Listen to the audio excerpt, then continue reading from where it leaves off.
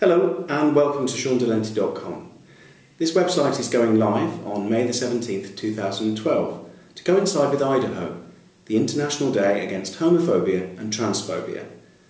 This website's in its infancy, but in the long term it aims to support parents, teachers, school leaders and governors in proactively tackling homophobic bullying and language in our primary schools. If you're unfamiliar with my work, my name's Shaun Dellenty and I'm the Deputy Head of Alfred Salter Primary School in the London Borough of Southwark. I'm also a qualified head teacher and I have 15 years experience of working with staff, parents and pupils in schools in a wide range of educational contexts. I've also worked as a consultant across several London boroughs, supporting the raising of standards and the development of anti-bullying strategies. I really believe that each and every child has a basic right to a high standard of education and to also feel fully included and represented in our schools. For only then can they have a successful and positive experience of education, hopefully going on to succeed academically, economically and socially. However, statistics from organisations such as Stonewall and work undertaken by myself and colleagues in our own schools show without doubt that across the United Kingdom, pupils in primary schools are being subjected to homophobic bullying and the pejorative use of homophobic language, such as "you're so gay" or "those trainers are so gay," on a daily basis. It's vital that we recognise as school leaders the potential impact of this upon all pupils, not just those who may grow up to be lesbian, gay, bisexual or transgender, LGBT for short. Homophobic bullying can be targeted at any child in our care. Perhaps they may be perceived as different in some way or not fitting in with established gender stereotypes, perhaps their choice of music, clothing or activities. Homophobic bullying adversely affects attendance, self-esteem, mental health, physical health, well-being, social skills, attainment and achievement, and all of this impacts upon standards and young people's lives. The effects of homophobic bullying can take many years to overcome, and increasingly studies are showing a clear link between the experience of homophobic bullying and self-harm, suicide, drug use and HIV transmission in later life. Children who experience homophobic bullying often keep it a secret, as if telling an adult will result in their own identity being called into question by parents, carers or teachers. Much work has been done in our primary schools to tackle faith, disability and race-based prejudice. And yet, schools that proactively tackle homophobic bullying are very much in a minority. This is despite the overwhelming evidence that damage is being done to children in our care, and despite the fact that the Equality Act 2010 explicitly places sexual orientation alongside other protected characteristics such as race, religion and disability. The Equality Act also states that schools must go further than merely addressing the issue of homophobic bullying. Schools must work proactively to foster positive relationships between children and parents from different protected groups. Her Majesty's School Inspector at Ofsted is now looking for hard evidence that schools are proactively tackling homophobic bullying, and this is being identified in an increasing number of Ofsted reports. Why is it then that so many schools are negligent when it comes to tackling homophobic bullying? We've already heard about the terrible effects of homophobic bullying. If we were presented with similar evidence about racial or disability-based bullying, schools would be quick to act. I believe that the lack of strategic action is down to a powerful combination of fear, misconceptions, and lack of training on a massive scale, and sadly, prejudice.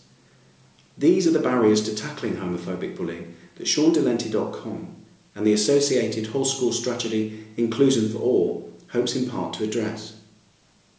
I'm a teacher and a school leader. I'm not an activist or a politician, but I really don't like it when children tell me they're being bullied or hurt. As a school leader, it's my job to listen to what pupils are telling me and take robust action. My role as a school leader dictates that I sometimes have to take actions and make unpopular decisions at times that challenge myself and others, as the needs of the children must always come first. I'm well aware of the misconception, based upon fear, that in tackling homophobia in our schools we will teach Key Stage 1 pupils about gay sex. Well, let me assure you now, as a teacher predominantly based in Year 6, I wouldn't teach 11-year-old children about gay sex. But some 4-year-olds will have gay family members, and perhaps even same-sex parents. They will see images of LGBT people on the television and in the media. Key Stage 1 pupils can and should be taught that some people have two mummies and some people have two daddies, and that that's being called lesbian or being gay. These are facts of life in 21st century Britain. In taking this approach to a range of different families, all pupils feel included in primary school, whatever their family group or network of affection. Similarly, parents and some school staff might say that children are too young to know what they're saying when they call another child or their trainers or clothing gay. And yet in my own school, over 70% of Key Stage 1 pupils asked by senior leaders knew that being gay meant having two mummies or two daddies. Similarly, if a child in Key Stage 1 was to use a racist word, we would explore the intention and develop awareness of the hurt racist words can cause to other children and adults. The pejorative use of the word gay is no different. By the time they reach Key Stage 2, many pupils are able to sensibly define what LGBT people are and can recognise there are different opinions and prejudices towards them. As school leaders, our job is to create a culture and ethos of dignified discussion, where multiple viewpoints can be discussed respectfully. Part of my teaching role is to facilitate these kinds of discussions. And that's why, for example, I'm able to teach about 6 different world religions with creativity and interest, without favouring one above the other. Some leaders see potential parental or religious objections as a barrier to tackling homophobic bullying. Yet we're not teaching children to be gay. That's another misconception based upon fear and prejudice. There are many LGBT people of faith and many people of faith with LGBT sons and daughters, brothers and sisters and aunts and uncles. In tackling homophobic bullying, we can explore and acknowledge different viewpoints, using strategies such as philosophy for children, circle time, assemblies and visual literacy.